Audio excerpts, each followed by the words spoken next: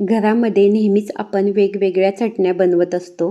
त्याच्यामध्ये जवसाची, कारळाची अशा वेगवेगळ्या चटण्या आपण नेहमीच बनवतो. तर इथं मी बनवलेली आहे ही कढीपत्त्याची चटणी. तर सगळ्यांचं स्वागत आहे माझ्या यूट्यूब चॅनलमध्ये. ही कढीपत्त्याची चटणी बनवण्यासाठी मी असं आहे ना ताजा कढीपत्ता घेतलेला आहे. आणि कढीपत्ता घेताना शक्यतो आहे ना कोवळा कढीपत्ता घ्यायचा नाही. थोडासा निबार म्हणजे ज्याची पाने आहेत ना अशी डार्क असतात तसा कढीपत्ता चटणीसाठी वापरायचा. कोवळ्या पानांचा कढीपत्ता म्हणजे थोडीशी पानं कोवळी असल्यावरती चव नीट लागत नाही. तशी ना मी थोडीशी निबार झालेलीच कढीपत्त्याची पानं इथं चटणी बनवण्यासाठी घेतलेली आहेत. ते बघा कढीपत्त्याची मी ही अशी पानं काढून घेणार आहे. मुलांना किंवा मोठ्यांनाही बऱ्याच भाज्या आवडत नाहीत, तर त्यावेळेस आहे ना अशी कढीपत्त्याची चटणी असेल ना तर आवडीने सगळेजण खातात आणि प्रवासाला जातानाही ही चटणी नेता येते. आता इथं मी कढीपत्त्याची पानं काढून घेतलेली आहेत आणि त्यानंतर धुवून घेतलेली आहेत आणि चाळणीमध्ये निथळायला ठेवलेली आहेत. त्यानंतर मी गॅसवरती ठेवलेला आहे लोखंडी तवा. आता इथं मी अर्धी वाटी शेंगदाणे घेतलेले आहेत चटणीसाठी. तर आता हे शेंगदाणे मी खरपूस असे भाजून घेणार आहेत. शेंगदाणे भाजताना कधीही मोठ्या गॅसवरती शेंगदाणे भाजायचे नाहीत. वरतून पटकन शेंगदाणे भाजले जातात आणि आतून कच्चेच असतात.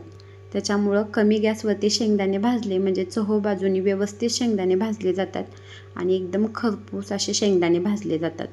तर आता हे शेंगदाणे भाजलेले आहेत, त्याच्यामुळं आता मी हे शेंगदाणे काढून घेते. आता इथं मी तव्यामध्ये टाकलेले 1 चमचाभर तेल आणि चटणीमध्ये घालण्यासाठी मी घेतलेले हे पाववाटी डाळं. आता हे डाळही मी तव्यामध्ये टाकून घेतलेले आणि छान कलर बदलेपर्यंत मी हे डाळही छान असं भाजून घेणार आहे. इथे ना हे बघा डाळही छान असं भाजलेले आणि आता हे डाळही काढून घेते. आता इथे ना हे सुकं खोबरं घेतलेले. सुकं खोबरं मी असंच भाजून घेणार आहे आणि गॅस गरम आहे म्हणजे तवा तापलेलाच आहे, त्याच्यामुळं खोबरं भाजायला अजिबात वेळ लागत नाही. गॅस मी एकदम बारीक ठेवलेला आहे आणि ह्या गरम तव्यामध्ये आता हे बघा हे खोबरं असं भाजून घेते. इथे ना खोबरं आपल्याला जास्त भाजून घ्यायचं नाही. जास्त भाजलं गेलं ना तर चटणीची चव बिघडते. त्यामुळे हे बघा असं मी भाजून घेतलेले आणि आता खोबरंही काढून घेते.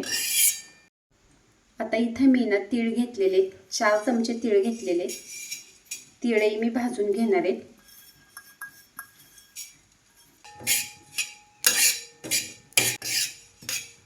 हे बघा तीळही असं छान असं भाजून घेतलेले आणि आता तीळही काढून घेते.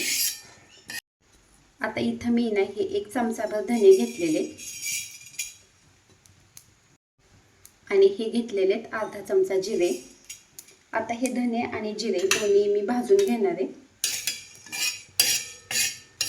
धने जिऱ्यामुळे ना चटणीची चव अजूनच वाढते, त्यामुळे हे धने जिरेही घेतलेले. आणि मी इथं गॅस अजिबात वाढवलेला नाहीये. सगळं मी एकदम कमी गॅसवरतीच भाजून घेतलेले. अगदी आहे ना थोडंसं तेल टाकलेले आणि धने जिरेही भाजलेले, त्याच्यामुळे आता धने जिरेही काढून घेते. इथे ना तव्यामध्ये मी अर्धा चमचा हे तेल टाकलेले आणि हा घेतलेला 1 लसणाचा गड्डा सोलून. हा लसूण मी आता थोडासा गरम करून घेणार आहे.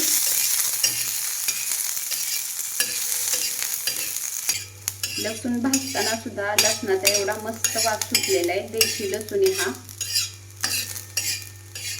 एकदम खमंग असा वास सुटलेला आहे लसणाचा सुद्धा. इथे ना मी हे असा लसूणही भाजून घेतलेला आहे. ह्याच्यापेक्षा जास्त लसूण भाजायची आवश्यकता नाही, त्यामुळे हे का असा लसूण भाजून घेतलेला आहे आणि आता लसूणही काढून घेते. इथे ना ही कढीपत्ता आहे तर तोही मी आता टाकून घेतलेला आहे आणि कढीपत्ता धुवून घेतलेला आहे. निथळतही ठेवला होता. थोडंसं पाणी आहे. गरम करून घेतल्यावरती ना आपला पाण्याचा अंश कमी होईल कढीपत्त्याचा.